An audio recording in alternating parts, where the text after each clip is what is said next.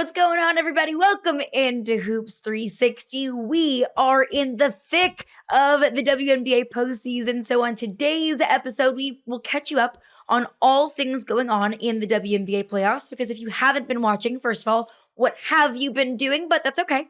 We're here to get you up to speed. We'll also give you a preview of semifinals game 3. So let's get into it. Let's get you up to speed from what has happened in both of these matchups. Just a reminder for anybody who might just be new to the playoffs in the semifinals. It's a 5-game series. It's a best of 5. It's 2-2-1. First 2 games are in the higher seeded team's home arena. Second 2 games are the lower seeded team's home arena. And then back to the higher seed home arena if a 5th game is necessary. So we'll kick it off with the Minnesota Lynx and the Phoenix Mercury in game 1, top-seeded Minnesota Lynx in Minnesota. They were down 7 at halftime. They came barreling back.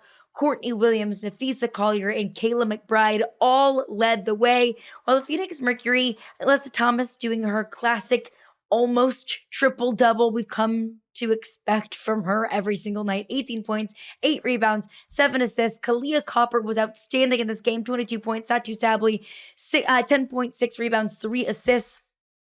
But in game 2, Cass Ice, it felt like the Mercury did what Minnesota did in game 1, but in much more dramatic fashion. Because never, ever, ever in a playoff game have the Minnesota Lynx led at half and lost until Tuesday night. It was a massive offensive firework kind of second half from this Phoenix Mercury team. Satu Sabli was outstanding. She had 24 points and 9 rebounds on the night. Alyssa Thomas, 19 points, 8 rebounds, 13 assists, and a steal. Remember that almost triple-double that I just mentioned. And then Collier added 8 points onto that. Napheesa Collier had the ball in her hand as time was expiring. She missed the jumper. She also had an opportunity to cut the Mercury's lead with a 3-pointer with 20-ish seconds left in overtime. She missed that one too. Some rare misses and some clutch times for Napheesa Collier. The Mercury cap off their second half surge with a win in game 2. They will take it back to Phoenix for games 3 and 4. Ice, your initial reaction and your takeaways from the 2 games that we've seen so far. Yeah. First, we love overtime. Give me all the basketball. So I see go to overtime. I'm screaming at my TV like, let's go.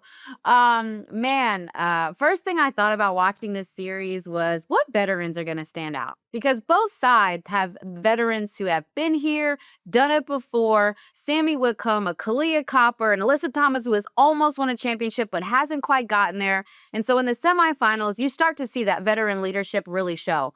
What I felt like is that as much as Phoenix was trying to battle in that first game, when you only make 3 threes and you shoot 3 of 23 from the 3-point line, you cannot beat Minnesota. It's just not going to happen. You need to score at all 3 levels, do everything on the stat sheet. And because they didn't shoot the 3 well, there just literally wasn't enough for them to even come within 10 points, which is why it was really a double-digit game. I don't know if that was necessarily the Lynx covering the 3 as best they could, Cass, or if it was just like poor shooting of Phoenix in this first series. Sometimes you play the number 1 team and you look out of sorts. And I felt like Phoenix looked out of sorts in that first game. But the second game, adjustments. Adjustments. I'm starting to understand now why they like Nate Tibbetts over there in Phoenix. I get it. I feel like Nate Tibbetts has got so many strays on this podcast. Every podcast, everywhere. He's just quickly about Nate Tibbetts, though, having been with him for a week. Like, he's just so even-keeled, and I don't think that necessarily helps his case. He's just kind of like, yeah, we didn't make shots. We'll make them next time. But continue, Ice. No, but it was that simple, right? Like, sometimes I appreciate when coaches are like that because you want to give your team confidence that schematically we were there. We knew what they were throwing at us and we could handle it. We just didn't make shots. But yeah, I mean, game 2, Satu Sabli, 24 points, 9 of 22. More importantly, though, the 9 rebounds. I thought Satu had gotten some clutch rebounds down the stretch of that game in the fourth quarter and in overtime to make sure that her team was able to win the basketball game. I love that she's showing up in other ways than just scoring. That's a challenge I've had for Satu on this pod, and I thought she showed that come playoff time.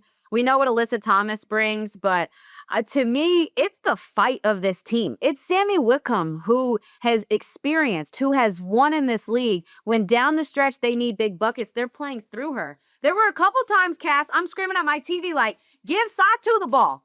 Give Satu the ball. I'm like, Sammy has had it. But Sammy, though, because of her experience, she made the right plays, made the right kick, made the right pass. And then obviously, shooters shoot this time of year. You love to see a shooter be hot in the playoffs. So, Cass, those are my immediate thoughts coming right away. But it was simple as Phoenix needing to shoot better than they did in the first game to give themselves a chance. And then they did. I'm glad you shouted out Sammy because we were on press row waiting for our game to tip off, and a bunch of us had the game on. And Sammy Wickham, she misses that first one. Alyssa Thomas gets the rebound, knows exactly what she has to do, kick it back out. Sammy, I don't know if she faked or just took a sidestep. She steps, Yeah. she hits. Stop it. All of One us dribble. go, oh my gosh. And then the video, you see her go with just a big exhale, like pure veteran, just like she didn't celebrate yet. They had 1.5 seconds. Caroline, as you mentioned, like Fee had a chance to win the game, but just even keel, like no give up. They know what they have. They know they've been overlooked. They know, to ice your point, like they have veterans who are going to be able to get the job done. And I think, I didn't watch these games. Didn't seem like DeWanna Bonner had, I think, the best game 1 or maybe even early game 2. But when you talk about someone like DeWanna Bonner, has won before, knows what it takes to win, and all of that goes a long way. Yeah, DB, I just feel like some of the shots she's shooting aren't the greatest, and so her shot selection to me is not my favorite right now. I also will say, though, if you didn't watch this series, you missed a good barking competition between Napheesa Collier and Alyssa Thomas. I mean, I don't know if I've seen Fee. I've seen Fee riled up, but I don't know if I've seen Fee like that. Every possession, guys, she's looking back at her saying something. Every possession, AT smiling, saying something. I mean, I wonder if that is part of Alyssa Thomas's game plan. Like, in order to beat one of the best players in the world, as equally she is one of the best players in the world, can I get in her head? Can I get her to make, these energetic moments and emotional moments about me and less about her team? And I just felt like definitely Fee a couple of times was responding and barking back. And I'm like, this is exactly what AT wants. This is AT's game. This is where AT thrives, in the heat, in the bark, in the competition, in the smiling in your face. But that was a battle. I'm clapping at my TV like, oh, who's next? Oh, wait. And AT was asked about it in the post-game presser. What'd you say to Napheesa Collier to kind of warrant that reaction? She was like, that doesn't necessarily need to be shared. But AT will join the show later this week. So we will ask her that question. We're going to dig it out of her if it's the last thing that we do. But I'm so glad that you pointed that out, because the physicality of this series, the back and forth, the jawing that's been going on back and forth, it has been so fun to watch. Like, this is why we love playoff basketball, because it comes down to the wire like this. These 2 games in this round 2 have absolutely delivered. I don't think games 3 and 4 are going to be any different, Cass. No, not at all. I do want to just add, though, to Ice's point, like, that's one thing you hear all the time in Minnesota is that Fee never gets too high, never gets too low. It's kind of like this just constant leader. And so for AT to kind of approach it that way and see what you can get out of Fee in that way, like, very, very smart. We're going to see more of that in game 3 and game 4. Phoenix, has a good crowd, the X Factor. They talked about that a little bit. Hopefully that'll be some sold out crowds for them. Close basketball. I mean, again, I haven't paid super close attention to that series. Cass is on the road, people. 3, 4? Cut her some slack. Cass has been on an airplane or in an arena. So Cass is busy. She's writing stories. She's been traveling. So cut her some slack. You mentioned games 3 and 4 though, Cass. As we look ahead, I look back at game 2 and the Lynx have been known for staying even keeled, not shooting themselves in the foot, having composure. We didn't see that from them last night. Cass, what would be your level of concern or level of worry that maybe this Phoenix team and their style of play, and it feels like the way that they've been able to get under their skin, could potentially be this team's kind of Achilles heel moving forward? I'm not overly concerned. I mean, I think we're seeing on both sides, like you said, like this is playoff basketball. These are close games. Like, you got to value every possession. We're going to see adjustments game to game, and certainly in between the first 2 games and then these 2 games, just because it's a different series. I mean, the thing about Minnesota is they were here a year ago and they didn't win, but they understand, what the playoffs entail now. They also have some veterans, Napheesa Heidemann, what was it, is tied for most consecutive semifinal series with 7. She did this with Connecticut all the time. Alyssa Thomas did it with Connecticut all the time. They were on that team. I think I'm not overly concerned that that's going to sway a game. I love this series. I believe that, yes, I think the Lynx have experienced heartbreak, and so we're firm believers that that is necessary on this pod in order to win a championship. I also believe that I could see Phoenix just starting to take over with like the physicality and how they are the aggressor and the bully. Like the next game is going to be very important for the Lynx, because if you don't establish some type of confidence on the road, it's going to look ugly for the next 2 games. And that is all that Phoenix needs.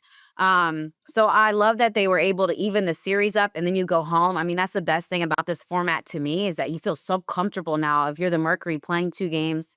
I loved the challenges and the way that they challenged Napheesa Collier, not just from the mental, but the physical. Here's what I wonder. I wonder if the Lynx need to go a little bit more into their bench. I wonder if a Jessica Shepard, who did play 15 minutes in the last game, but only shot 1 field goal. She did have 7 rebounds, but only 3 points. I mean, this is a player that had triple-double a couple of weeks ago. Someone that when Fee wasn't playing was stepping up as their 4th player. I'm wondering if they need to insert her a bit more just to get some versatility offensively and defensively, but also just to get players a breather. It's really tough when you're only playing 2 players off the bench plus another player that played 7 minutes. Like, I just think and it hurts not to have Dejanay Carrington right now, doesn't it? Yeah. Oh my goodness. It hurts not to have Carrington on the floor, especially for what they want to do defensively. But I think they might need to lean on their bench a little bit more early, stay in the game, establish consistency, and then get your main players, some time in the second half to really go full blow. I think Phoenix is going to continue to turn up the pace at home. I was watching that game and they did the interview with Nate Tibbetts and they're like, what do you want the pace to be? And he's like, fast, period. And so I believe that they are going to run the Lynx into the ground, or at least attempt to, in their 2 games at home. To me, pace is what Phoenix needs. And then lastly, you just hope that Collier is healthy in this series. That's a player that can be an X factor. Had 22 points in the first game, but she did roll an ankle in that last game. And she made a 3 toward the end, but it didn't seem like she was as mobile as her normal self. So that is, I think, something to keep an eye on for the rest of this series as well. But man, it's certainly good. I mean, that was great basketball, great back and forth. Again, I love shooters in the playoffs. Like Sammy Whitcomb had me screaming at my TV. Let's go. You bring up depth scoring. I mean, in that first game, Minnesota had 11 points off the bench. In game 2, they had 3.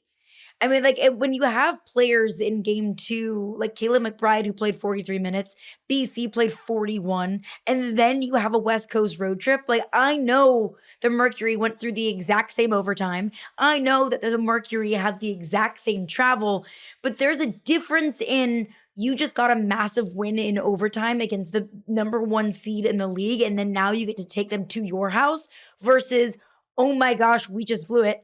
On Fee's birthday, nonetheless, we just blew it, and now we have to go on the road in a really difficult environment. Like, those are 2 very different mindsets, and that could absolutely take a toll kind of on their psyche, mentally, physically, emotionally, all of the above. What would you say, I'll throw this out to both of you, the number 1 key for Minnesota to win a game on the road. Cass, I'll start with you. What is your X factor, your number one key as we head into games 3 and 4? I don't know if it's like my X factor, but when we did our kind of preseason look ahead, and I said if Minnesota wins the finals, Courtney Williams will win Finals MVP because I think her aggression is just what like has unlocked Minnesota this year. And so Cheryl Reeve talked about that last year too, and I think Courtney Williams had a few games in the finals where she wasn't as aggressive and she missed that, and that was certainly a contributing factor. So I am always looking for Courtney Williams to get downhill, to be aggressive, to share the ball when it's the smart time to share the ball. And that I feel like is more how Minnesota goes because Fee is always going to get hers in a way. So I'm always looking at Courtney Williams. Yeah. I would say I love that. I do think Courtney is the key to success for them at the point guard position. I co-sign. Not that she needed me to, but I co-sign. I appreciate it anyway. I believe that it is the Lynx not relying on the three. They came out the second game of the series and chucked up 7 threes in the first, I think it was 4 minutes, Ryan Rucco said. I'm like, what's going on? What's going on? Like, they're open, but like, it's early in the game. Settle in a little bit. Get a couple of layups going. Get fouled. So to me, I thought that they relied on the three too much. And then to see that they went 7 of 28 and shot 25% from three makes me think maybe I'm a little bit right. So to me, I think it's establishing that inside presence first and then not relying on the three. Kayla McBride coming off a curl and shooting an elbow jump shot is still as good as her coming off the three and knocking down a corner three. It's just 1 point difference. But you want them to defend you at all three levels. And at a certain point, I thought that Phoenix is almost baiting them to shoot the three because they hadn't really knocked them down and they were shooting some bad ones. So that would be my key for the Lynx. Did the same to the Be Liberty. better at defending the three. Yeah, did the same thing to the Liberty. Can you be better at defending the three? I mean, Mercury had 13 threes in this game. We're not going to win playoff basketball that way, especially on the road. But you point about Courtney Williams. It was a thing of beauty to look around the arena last night at all of those pink wigs. If you don't know what the stud buds, now you know about the stud buds. Okay, but let's look ahead to the late game on Tuesday night, the series that Cass has been on the road for. She was in Vegas. Now, where in the world is Cassandra Negley? She's in Indianapolis. This Fever Aces series. So let's start with game 1. And Cass, I thought you had a blurb in your game breakdown from this one that we had an MVP in A'ja Wilson in this game, but she didn't look like the MVP in this one. It was Kelsey Mitchell, who was absolutely unstoppable. She went off 34 points in game 1. Then it felt like in game 2, Las Vegas took that personal. They took that personal. They said, we will not let Kelsey Mitchell beat us, which is proven to be much easier said than done. But Becky Hammon said they need to come out and be feisty. And that's exactly what the Las Vegas Aces did. A'ja Wilson had 11 points in the first quarter alone. That was just a few points shy of her game 1 total. Cass, you were there, boots on the ground, your takeaways, the difference, the shift that you saw from both of these teams from game 1 to game 2 and 2 stark differences. Yeah, there's a lot to unpack in this series. I feel like a ton has happened in the 2 games, in all of the media that has been done. The thing about game 1, A'ja Wilson, Jewel Lloyd, Becky Hammon as well, all said, not an excuse. However, A'ja Wilson publicly accepting the MVP that morning and receiving outreach from everyone and the effect that that had on the team, they said was emotionally draining and, could be part of the factor of the game that they had. I also think, though, you can't take away what Aaliyah Boston did on A'ja Wilson in that game. Especially early, A'ja Wilson missed some easy buckets. Becky Hammon had called them momentum breakers in a bad way, just when you don't see your shot go down early. And that was, a big part of Aaliyah Boston. The other thing was when they were able to switch, the Aces would try to get a switch. Natasha Howard would come over, former Defensive Player of the Year. That's also huge. I also think, I don't think, I know. A'ja Wilson spoke to a few of us on Monday and called game 1 a more embarrassing loss than their 53-point loss to Minnesota. Oof. Because she felt like they let Becky Hammon down. Becky Hammon had a defensive game plan, and A'ja Wilson said, we did none of it. She was asked about what adjustments are you going to make. And she basically said, we're not going to make any adjustments because we don't even know if our game plan works. And what you saw from game 1 to game 2 when it came to Kelsey Mitchell was 34 points, not 34 points, not very effective. No. I do want to get to the physicality comments of this series because I think it's really interesting. Let's dive in. Do you want to dive in now? Ice, unless you have any points from this game that stood out to you. We're still in just game 1. Anything you want. Both, either. Both? Yeah. Okay, both. Because I want to talk physicality too, and I want your thoughts on this. One, I think that is a great I think that's a great perspective from Asia Wilson. Saying that they let Becky Hammon down, right? Oftentimes in playoffs, trust so important. Trust the game plan. As coaches, this time of year, you played the teams 3, 4, sometimes 5 times before you got to this point. And so the game plan needs to be new. It needs to be something that is fresh, that's different, that they are not going to expect. So the buy-in and at this point in the season is important. But we've seen Becky Hammon get this team back on track. So I love that insight. I think it's going to be hard for Kelsey Mitchell to not get tired. And I hate saying that because honestly, she's only showed us this season that she doesn't get tired. She's played every game. She's scoring in double figures. She's carried this team to the semifinals, and they've already won a game, right? They've already established what they can do in 1-1 at home. So to me, that's the key for Fever. It's as simple as that. Aaliyah Boston has to bang inside, but I'm just not seeing Aaliyah right now be able to carry this team. It is only Kelsey. And without Kelsey scoring and facilitating at a high level, her going, I think, 4 for 14, they can't win like that. Her going 1 for 6 from the 3, they can't win like that. The physicality is part of the game plan to not allow the Fever to win. They don't have... Yeah. And before we move on to the physicality of this, because we've got some tea to break down about what some coaches were saying in some post-game press conferences, we can't let Alyssa Smith's impact go untalked about. Because in game 1, Alyssa Smith was held to just 2 rebounds. The Aces, I don't think, can win games or cannot win games on a consistent basis when Alyssa Smith is not a factor on the boards. And you saw the difference in game 2, 18.7 rebounds.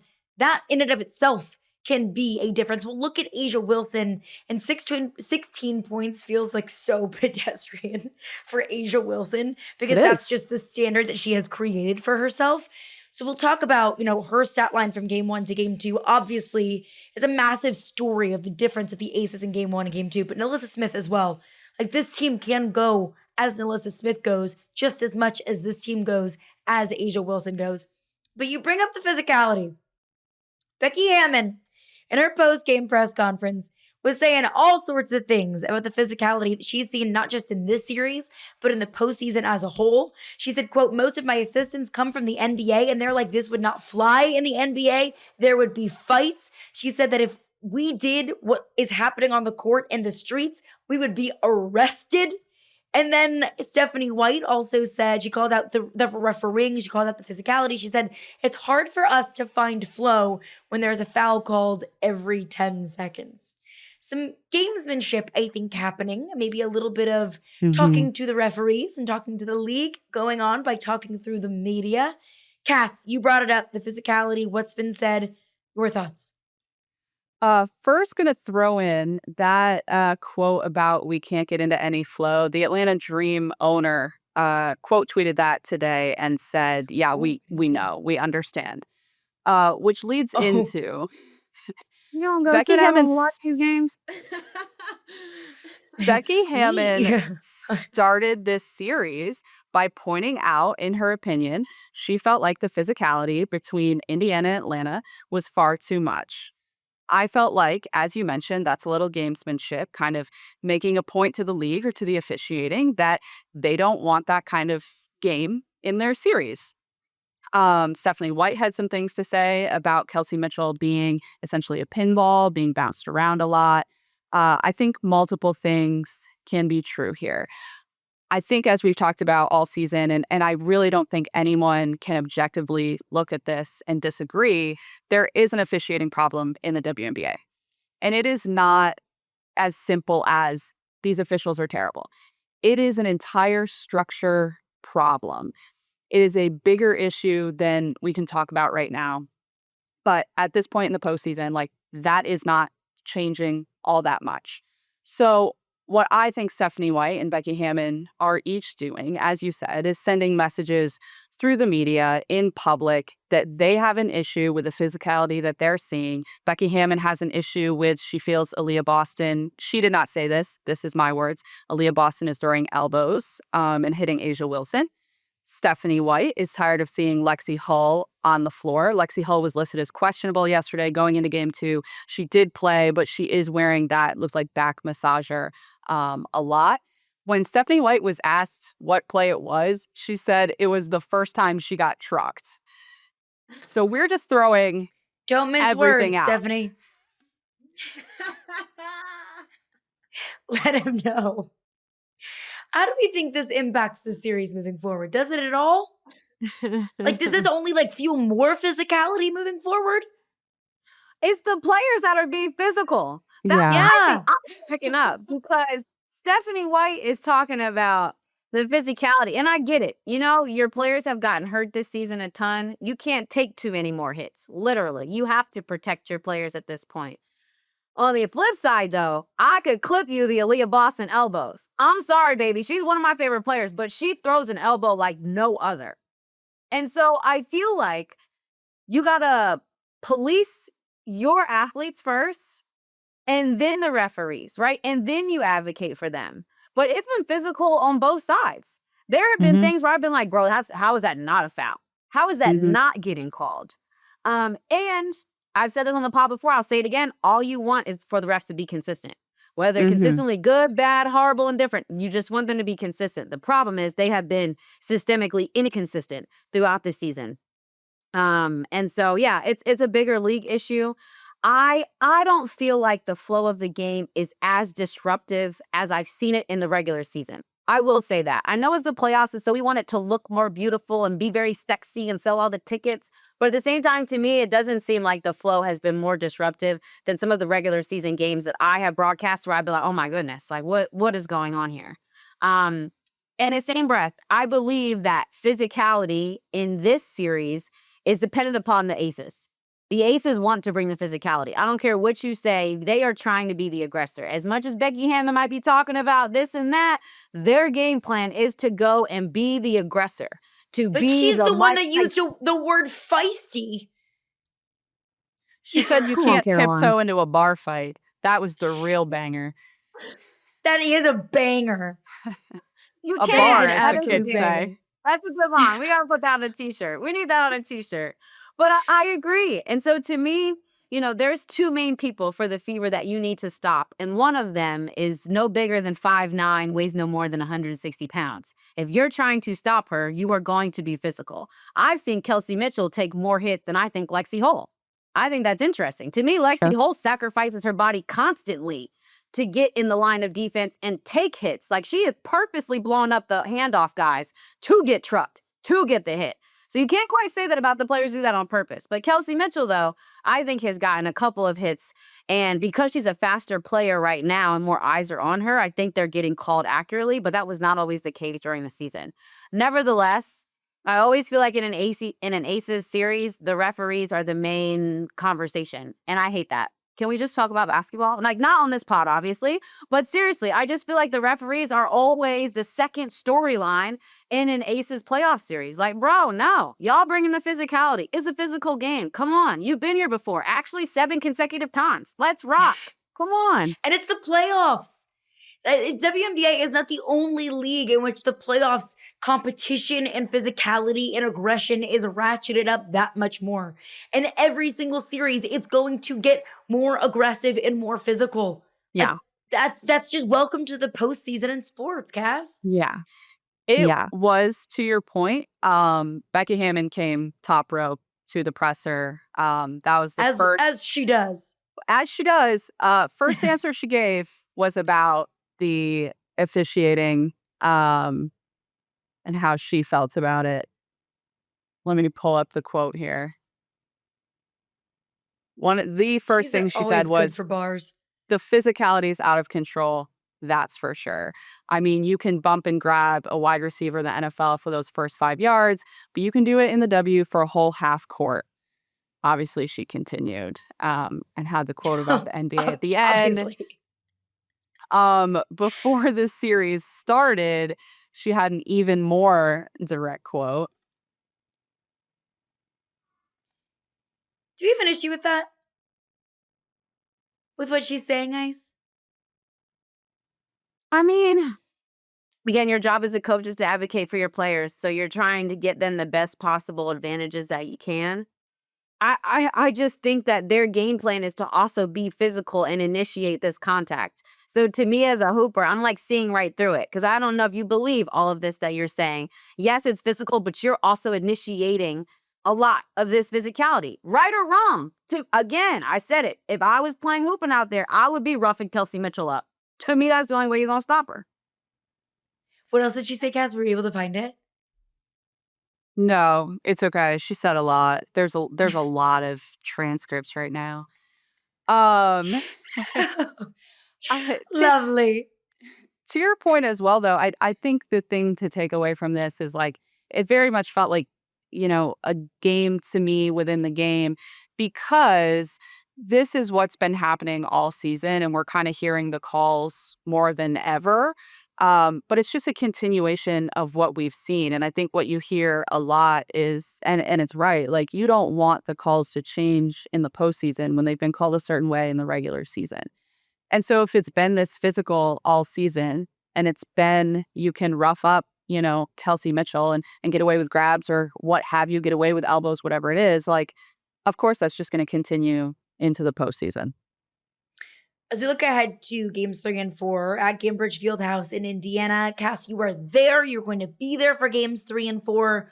What's the number one thing you're looking for or trying to listen in on since your boots are on the ground there?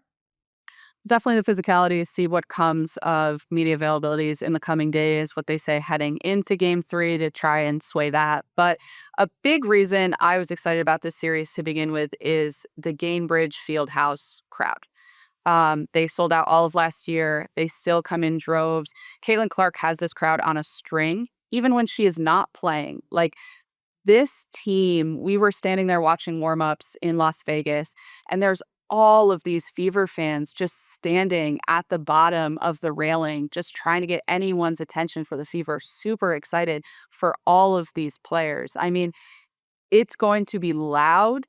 It's going to be difficult to win. That was a question the other night posed to players, just what is it going to be like in a difficult environment to win. I think it was huge for Indiana to get game 1. It's an even series now. But the crowd will definitely play a factor because the other aspect of it is, I'm not taking away from the Aces by saying this, Michelob Ultra Arena holds about 10,000. Gainbridge holds 16. Yeah. That's a big I'm difference. so excited. Yeah, it's gonna be good. It's gonna be good. I mean, anytime you're there or watching that game in that field house, it's electric. I want to chat X factors in this series because I think for the next couple of games, there are a couple of X factors. Thank you, Cass, that really You're need to welcome. make it happen. First one, I'm gonna go Indiana's X factor. It needs to be aerial powers. You Good one. cannot, as the Indiana Fever, get 5 points off the bench and play 5 people. You played Brianna Turner 25 minutes, Shea Petty 17 minutes, others 4, 5, and 7, and you got 5 points off the bench. It's just not that point in the season where all the starters have to score. A game in which Lexi Hull is 5 of 11 from 3 is Jesus Okay. delivering it to you. A gift. You know what I'm saying? If she can continue to be that, great. But to me, Ariel Power, someone who's a little bit more experienced in this league, who I believe has way better basketball left in her career, can play better. I understand that it's tough inserting yourself into the middle of a team, season, chemistry, fighting for playoffs, etc. But we're here now. She's going to have the opportunity to play. I believe that she can deliver more. On the other side, my favorite X Factor so far, Dana Evans. Yes. Why don't the Aces What a little run stealer. through Dana Evans more? Come on. Caroline, she is like lightning fast. And the only person who could probably give Kelsey Mitchell like a foot race for the quickest 5 steps in the league. But her explosiveness, her getting to the paint, her calling her own number and scoring the basketball, like the pace that they play with is just better when Dana Evans is on the floor. And she's also just that gritty player. You know, we talk about like enforcing a level of physicality. She doesn't take a play off. She is on the ball, up in your face, up past. I hated playing against her. I know that everyone else in the league has to because she is so fantastically annoying. But to me, the Aces want to win, and they want to win in 2 games and then call it a day and get some rest before the finals. And you want to get one, you want to get rest. I think Dana Evans has to be more of a calling card. I'm a little thoroughly confused why Kirsten Bell still gets to start games. No disrespect, but I just don't see it. But we get a big spark off the bench, and Dana needs to play the majority of the minutes. Like, to me, 19 minutes right now for Dana Evans is not enough. I think she's at the 22, 25 caliber, sometimes with how other guards on the Aces are playing. And she's consistent. She's consistently going to bring it. Those are my X factors. A few little insights into that to underscore your X factors. Becky Hammon was asked ahead of the game yesterday if she was going to keep the same lineups.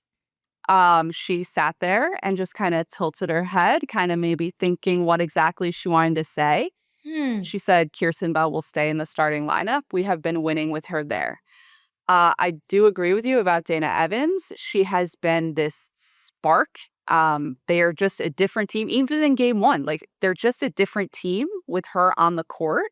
And to that point, Becky also spoke about Dana Evans, said she's ridiculously fast. I call her gears because she's just got different gears. She gets to those gears quickly. We want her to stay aggressive, be feisty, physical, up, just a pest defensively, and then just do what you do offensively. We know she's, great to score. I will also be looking for her to have more minutes. A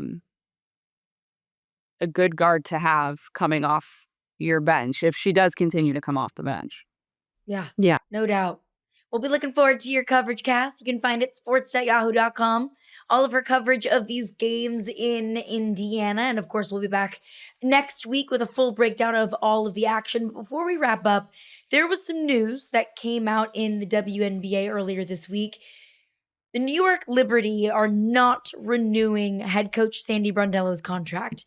It's not necessarily a firing, but they're not bringing her back. They've decided to go separate ways. Now, Sandy Brondello has been to the postseason every single year since she's been in New York. She's won 2 championships, one in Phoenix, one in New York.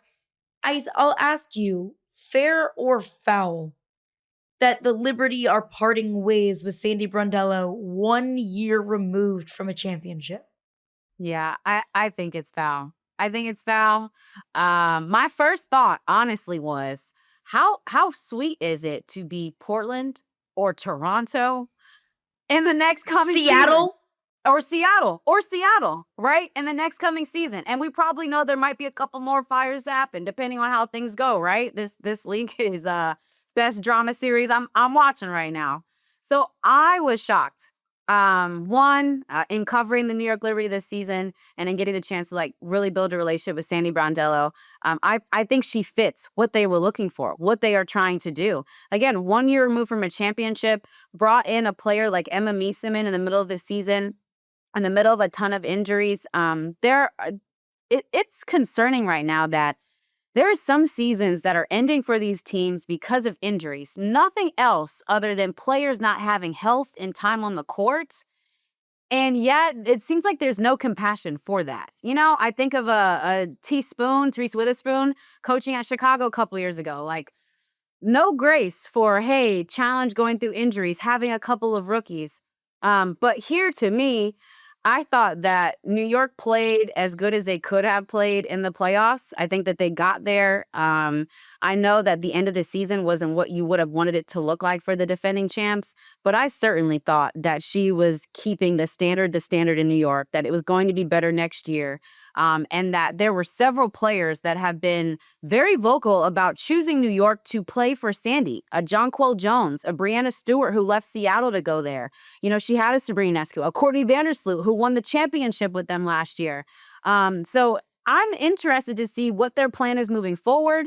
I know we've all seen the Brianna Stewart clip by now where she's asked about, Sandy possibly being fired, and she responds in, a curse word, and she's like, well, what are you talking about? And we stand behind our coach. And so I was blindsided by this. I think being in the media, sometimes you hear rumblings and rumors, but you don't believe it when a team has won a championship last year. It's New York. They're pumping so much money into this thing. They've got so many stars on that team. I'm just not sure why you give up a coach that has won 2 championships and risk them going to a competitor. Like, unless you're bringing in the next Becky Hammon who learned from Greg Popovich, maybe Cass and I don't know. I'm not sure who they're bringing in that would have the same level of pedigrees as Sandy Brondello, unless you're banking on somebody young to be new. And which, again, with all the superstars that you have that are a little bit older, that are towards the end of their careers, I wouldn't be doing that in Breanna Stewart's final years. I wouldn't be playing with it. But it seems like New York is. And I do feel like Stewie's comments were totally genuine. That is genuinely how she feels about Sandy Brondello, because she could have said, just the right thing, kind of coach speak, since Sandy Brondello was literally sitting right next to her. But she was saying, look, a lot of things could have gone wrong for us. What was keeping this team together. Now, that reporter asking the question has caught some flack. The reporter asked the correct question. Unfortunately, sometimes the right questions are the uncomfortable ones, but I thought that Stewie was totally genuine in being, one, shocked at the idea that Sandy Brondello would go anywhere, and 2, in her support of Sandy Brondello. And I know that this Liberty team fell short of expectations. That the defending champions, with the amount of talent they have on their roster, bringing Emma Meeseman in, that their expectations were much more than a one and done in the playoffs. But we also have to add context. Jonquel Jones was injured at a point in this season. Breanna Stewart was injured at a point in this season. Sabrina Ionescu was hurt at a point in this season that they came limping into the postseason. Is Sandy Brondello perfect? Of course not. No, there are plenty of criticisms that you can make about the way that she handles this team, maybe some lack of adjustments that she's made at certain points in time. But Cass, we have seen over and over again, time and time again in sports, sometimes moving on from a coach because you don't think is good enough opens you up to the sea of suck that is out there in a certain coaching search, that you can do much, much, much worse than Sandy Brondello. And I fear the Liberty might have to learn that the hard way. The question I always think about, because the rumblings had been there, I understand, even going back to like losing the finals in Game 4 to an Aces team that was without 2 starters. Last year, you could make the argument that they, maybe should have been more dominant or didn't reach their peak. Like, I understand why it happened. But when you're talking about letting go of a coach, I think the question should always be, okay, well, then who? She didn't bring you a championship. To Becky Hammon's point yesterday, she talked long with us about this. You're not going to win a championship every single year. She brings up Greg Popovich, She's like, he won 5. That means 15 years he didn't win. I completely agree. I think it's going to be an interesting coaching search because I totally agree. You absolutely do not want a young, new coach leading this group. This is not a rebuilding group, if these free agents come back, and I'm sure they do. And even like, this is the New York Liberty, and that means something different now than it did 5 years ago. Like, the New York Liberty now, for the first time in their existence, they are champions. This is the standard. And while I understand you're upset you didn't meet that standard this year, okay, well, who are you going to bring in who's going to keep you at that standard, And who built that standard? Sandy Brondello. It's going to be a man, and we're going to be mad. Because someone asked me this today, guys. I've been getting this question like, Noelle Quinn getting let go, Sandy Brondello getting let go, right? We went through, don't forget, just a year ago, half of the league had to replace their head coaches. Half of the league. And we have 5 new men that stepped up into positions. And I'm not anti-men, I'm not. But I also believe that in a league that is 100% women, we should at least have half of the coaches representing that. I believe that half of the coaches should be people that have either coached in this league for a long time or have played in this league. So I'm curious, like, what's happening right now? I don't think, again, like, I thought about maybe a coach like Breon January. played in this Love league, Brianne January. respectful, Love her. has been an assistant coach, currently on the Indiana Fever, helping this team hopefully get to a finals. But are we trusting a first-time head coach with this monumental opportunity? You know, the Connecticut Sun hired an international coach that had not coached in the United States prior to be their coach of the WNBA this season. Was that the right or wrong move? I don't think the Connecticut Sun had the roster to compete with everyone else, but that was certainly interesting. So I'm just curious, like, what is the pedigree that this coach needs to come in here and have? And is it going to be a man? Or do we care to make sure that coaches represent the product on the floor?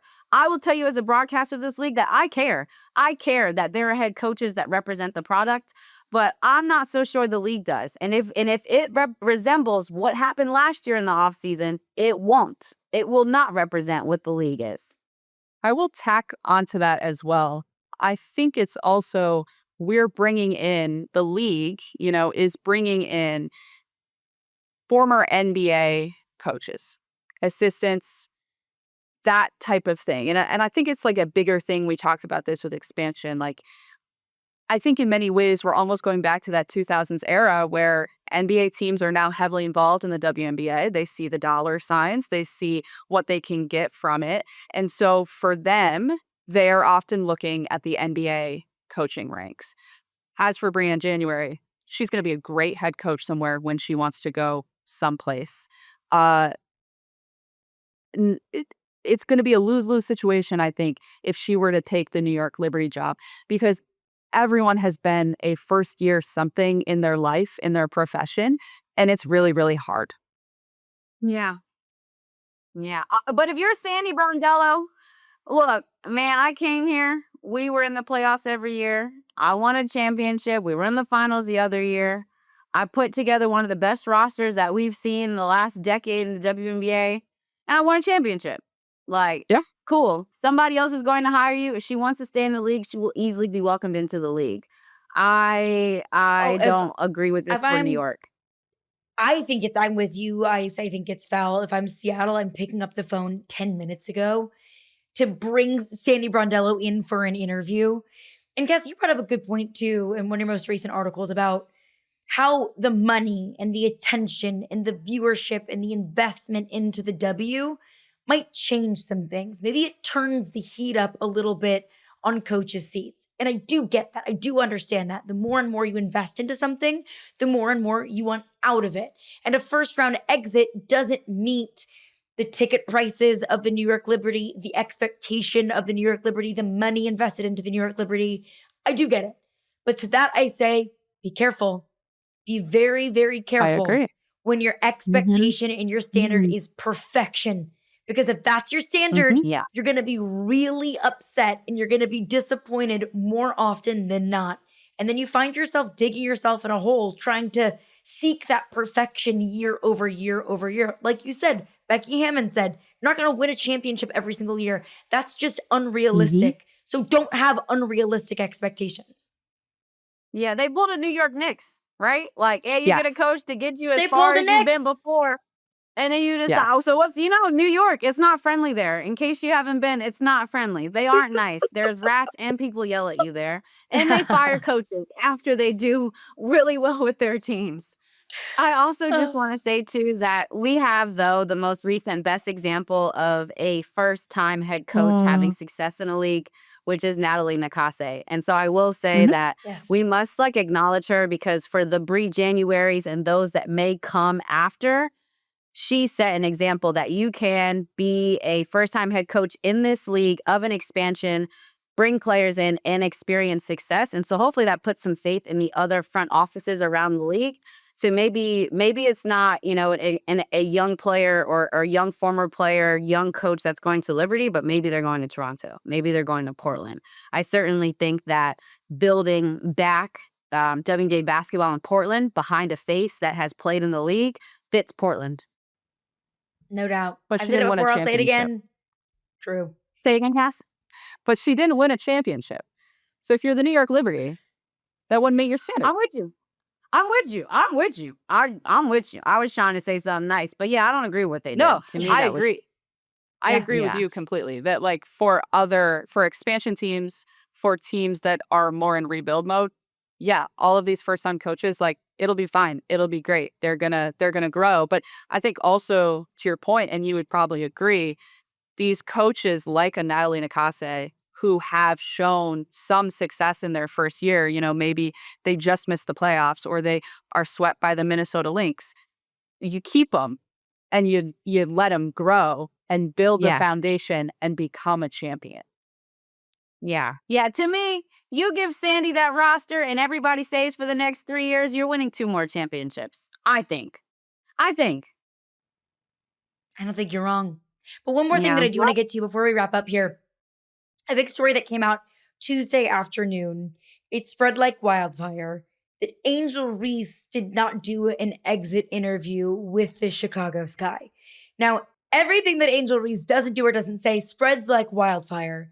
Now, that's exactly what happened, that Angel Reese didn't do an exit interview with the Sky, so now everyone is saying Angel Reese is all about her, Angel Reese wants out, Angel Reese doesn't have a future in Chicago. Now, maybe Angel Reese doesn't have a future in Chicago. I don't know that.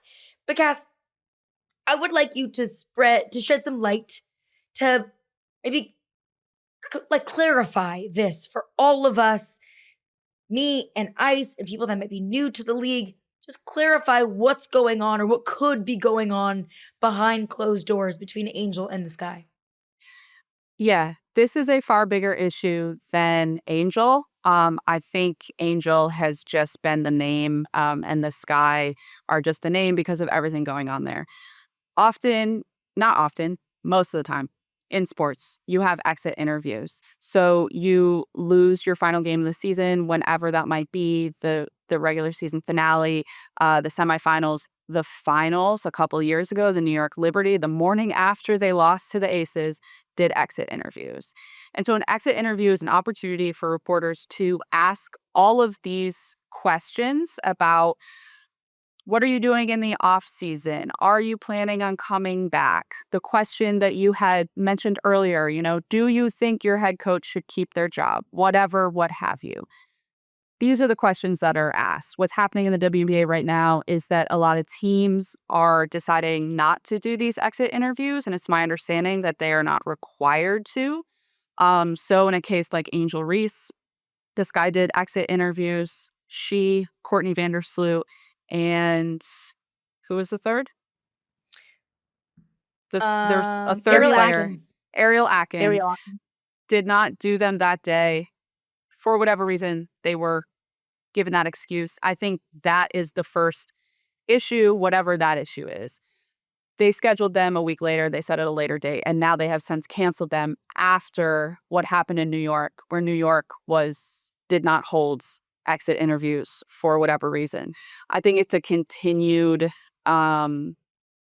just downsizing on media access. I think it hurts fans in the long run. And I think what you're going to see moving forward is when a team does lose that night, they're going to be asked these difficult questions that I think we all agree they shouldn't have to answer that night. But that's the situation that reporters are going to be forced into, to give you, the fans, the answers to questions that you have about what your team is going to look like in the offseason and in the year to come.